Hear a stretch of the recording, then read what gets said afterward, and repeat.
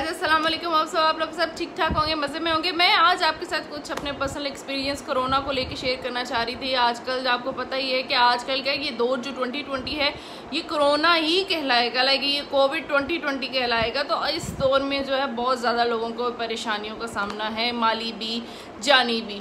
इसके साथ आज मैं आपके साथ शेयर करना चाह रही थी अपना पर्सनल एक्सपीरियंस, बिकॉज मैंने बहुत से लोगों को सर्च आउट किया तो उन्होंने कहा जी कोरोना शरोना की तो कोई चीज़ ही नहीं है ना, यह तो कोई नाम है ही नहीं है। हुकूमत ने अपनी तरफ से नाम निकाला है और ये एड के चक्करों में और पैसा कमाने के चक्करों में ये नाम है। तो मैं आपके साथ ये शेयर करना चाह रही थी कि मेरे हस्बैंड की फैमिली में उनके फर्स्ट जो हैं अंकल हैं, वो इतने एजड भी नहीं है, उनकी इतनी एज भी नहीं है, माशाल्लाह से बहुत ज़्यादा एक्टिव, बहुत ज़्यादा उनका इम्यून सिस्टम स्ट्रॉन्ग और बहुत ज़्यादा लाइक कोई इतना खास मतलब दिखने से नहीं लगता था कि वो कभी बीमार होंगे या हो सकते हैं। कोरोना से तो स्पेशली बिल्कुल भी नहीं। तो उनको क्या हुआ कि ईद के चौथे या पाँचवें दिन कोरोना तो नहीं था, लेकिन उस टाइम पे ये हुआ कि खांसी हुई, कफ हुई, इसके साथ फ्लू हुआ, फिर हल्का हल्का बुखार हुआ। तो उनकी फैमिली ने उनको बोला कि जी आप डॉक्टर के पास जाएं। तो ही सेड कि जी नहीं, मुझे नहीं जाना, मुझे ऐसा कुछ नहीं है और मैं ठीक हो जाऊंगा। ये मैं आपको एक बात बताना चाह रही थी यहाँ पर कि ये सबसे बड़ा प्रॉब्लम है हम लोगों में। हम लोग जो हैं हम कहते हैं कि जी हमें कोई बीमारी हो ही नहीं सकती, this is the main problem. और अगर हो जाए तो हम कहते हैं ये तो कोई बात ही नहीं है, ये तो चली जाएगी, इससे तो कुछ नहीं होगा, ये तो यूँ है, ये तो वो है, लोगों की बातें। हमारे यहाँ जो बुज़ुर्ग हजरात हैं या थोड़ी सी उम्र के जो लोग हो जाते हैं अबाउट 40+, वो लोग यही समझते हैं कि यार ये सिर्फ ड्रामेबाजी चल रही है, ऐसा कुछ नहीं है। लेकिन वो जब ये समझते हैं तो इसी तरह अपना बहुत बड़ा नुकसान कर बैठते हैं और इसकी मिसाल हमें अब मिली है जो कि मैं आपके साथ शेयर करना चाह रही हूँ और कर रही हूँ। और वो ये है कि उन्होंने कहा जी कुछ भी नहीं है, बुखार है, ये है, वो है, ऐसा कुछ हो ही नहीं सकता मुझे। अच्छा जी, ऐसे करते करते महीना गुजर गया। जब महीना गुजर गया तो अभी पिछले लास्ट वीक ये हुआ कि जी उनकी फैमिली ने उनके सांस लेने में बहुत प्रॉब्लम आ गई। डेफिनेटली जब उनका गला ख़राब हुआ, थ्रोट इन्फेक्शन हुआ, उसके बाद कफ हुई तो वो शिद्दत अख्तियार कर गई। तो सांस लेने में प्रॉब्लम आया तो उन्होंने कहा यार थोड़ा सा ना सांस में प्रॉब्लम हो रहा है। अपनी बेगम को बोला कि आपने सिलेंडर घर बुलाया। This is the main reason. मतलब अगर आप ऑक्सीजन सिलेंडर घर ला रहे हैं तो आप हॉस्पिटल जाके आप बेशक मत करवाएं ट्रीटमेंट, आप एटलीस्ट टेस्ट तो करवा लें। नहीं जी टेस्ट नहीं करवाना, ऐसा कुछ नहीं हो सकता। अच्छा, हमारे यहाँ ना एक बहुत बड़ा इशू है और वो ये है कि हम लोग जो है ना अपने ख़ानदानों की जो इज़्ज़त और अपने ख़ानदानों के जो भरम होते हैं ना उनमें ही मारे जाते हैं। लाइक हमें ये होता है कि अगर उसको पता चल गया मुझे कोरोना हो गया है तो वो कहेगा यार इसको तो कोरोना हो गया, इसके पास तो जाना ही नहीं है, ये है वो है, अच्छा उसकी मौत तो कोरोना से। मतलब हम लोग ऐसे समझते हैं ये कोई ना गाली है, मतलब गाली वाला सीन हमारे जहनों में आ जाता है। तो हमें इन चीज़ों से मुबर्रा होकर सोचना है, जान का मसला है, जान बहुत ज़्यादा कीमती होती है। ये चीज़ें जो होती हैं, ये बातें जो होती हैं, ये नज़रिए जो होते हैं, ये बहुत बेमायनी होते हैं आपकी जान के आगे। ये सिर्फ दुनियावी चीज़ें हैं। अगर आप एक बंदे की जान बचा लेते हैं तो वो बहुत बेहतरीन एक मसला हो जाता है। इसके साथ साथ अगर आप देखें तो आप इस चीज़ को भी माने, मैं मानती हूँ कुल्ले नफ्स ज़ायक़तुल मौत के हर नफ्स ने मौत का जायका चखना है। लेकिन इसके बावजूद खुदारा अगर आपको कोई ऐसा इशू है या आपको लगता है तो आप एटलीस्ट टेस्ट करवा लें।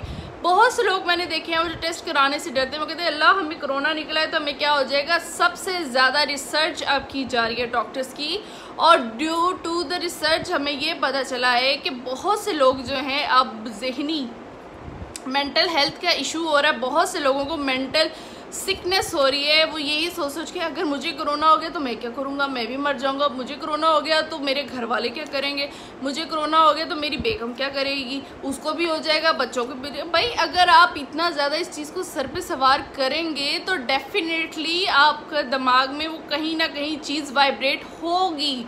अगर आप ज़्यादा सोचेंगे, ये रिसर्च भी है, और अगर आप ज़्यादा सोचेंगे कि मुझे कोरोना हो जाएगा, कोरोना हो जाएगा, कोरोना, सुबह से लेकर शाम तक यही सोचेंगे, टेस्ट नहीं करवाएंगे, तो तो वो जो चीज़ है आपके लाशऊर में हमेशा चलती रहेगी। उससे ये होगा, वो चीज़ आपके दिमाग में वाइब्रेट होगी। दिमाग में वाइब्रेट होने के साथ साथ वो आप आहिस्ता आहिस्ता फील करना शुरू हो जाएंगे। जब वो आप फील करना शुरू हो जाएंगे तो वो ही बात या चीज़ आपके ऊपर हावी हो जाएगी। तो अब कोविड के साथ साथ डॉक्टर्स ने और बाकी रिसर्चर्स ने, जितने भी हमारे साइंटिस्ट हैं, उन्होंने ये सोचा है, ये इस बारे में भी उनकी जो है वो रिसर्च चल रही है, आगाही मुहिम चलाने की कोशिश कर रहे हैं कि जनाब कोरोना के साथ साथ मेंटल हेल्थ बहुत ज़रूरी है। मेंटल हेल्थ बहुत ज़रूरी है। पिछले दिनों हमने देखा सुशांत सिंह जो हैं, इंडियन एक्टर हैं, उन्होंने सुसाइड की। उसकी मेन वजह हमें पता चली कि जी डिप्रेशन है उनको, स्ट्रेस की वजह से उन्होंने ये काम किया। तो बहुत से लोग अब जो है, हमारे यहाँ तो इन चीज़ों पे फोकस कभी भी नहीं किया जाता ना, लाइक मेंटली जो हम कहते हैं ये तो है ही पागल ना, हम ये नहीं देखते ये पागल क्यों है, क्या वजह है। तो मतलब मेंटल हेल्थ बहुत ज़रूरी है और आप बहुत ज़्यादा इसी वजह से, मेंटल सिकनेस की वजह से ही कोरोना का शिकार हो रहे हैं। तो जनाब हमारे जो रिलेटिव थे उनको यही इशू था, नहीं गए वो, और जब वो बिल्कुल लास्ट स्टेज पे पहुंच गए तो उनको ले जाया गया।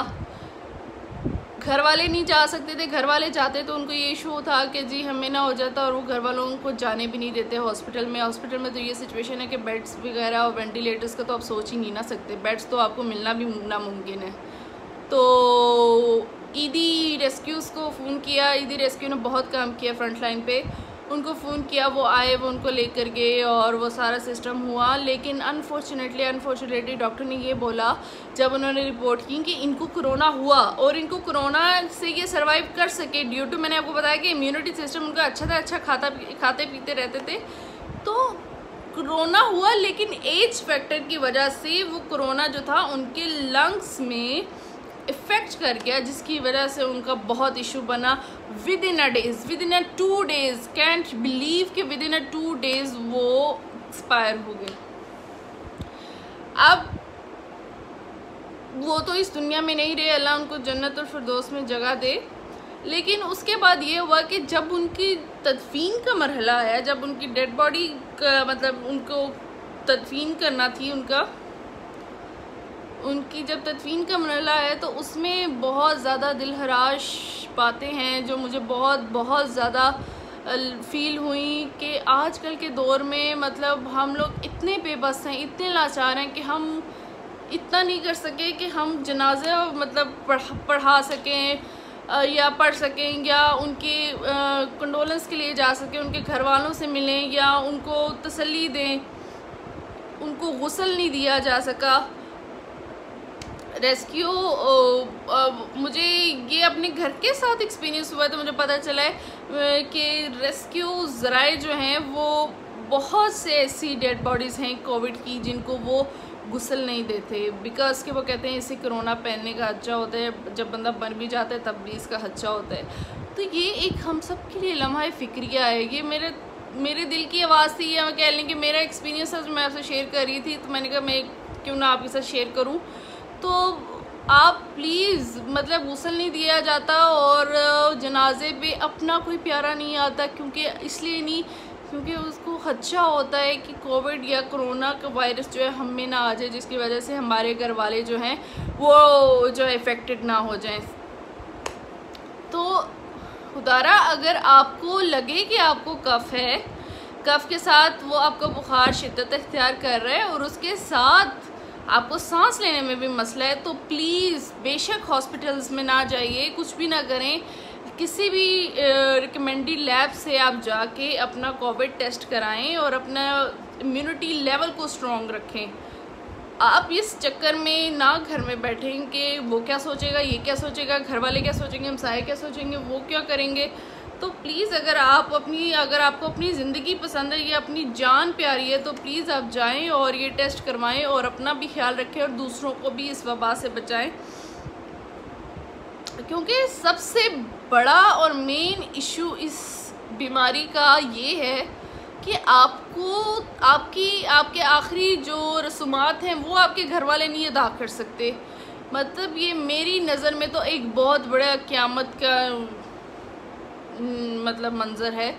सो प्लीज़ मैंने जस्ट आपसे ये अपना एक्सपीरियंस शेयर करना था और आपसे थोड़ी सी रिक्वेस्ट करनी थी कि अगर आप इस पर थोड़ी सी अवेयरनेस देने थी कि अगर आप इस पर गौर करें, या अगर आपको लगे कि मेरी बातें या मेरी जो एक्सपीरियंस है इससे आप कुछ सीख सकते हैं, तो प्लीज़ ज़रूर फॉलो कीजिएगा और कोरोना से बचें। मास्क लगाएं, मास्क हर वक्त नहीं लगाएं, हर वक्त का मास्क भी आपको नुकसान दे सकता है।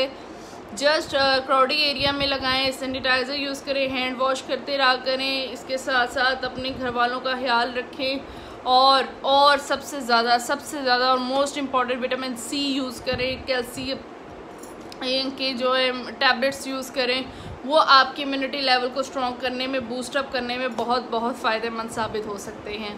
सो अपना ढेर सारा ख्याल रखिएगा और अब मिलते हैं हम नेक्स्ट वीडियो में। अल्लाह हाफ़िज़।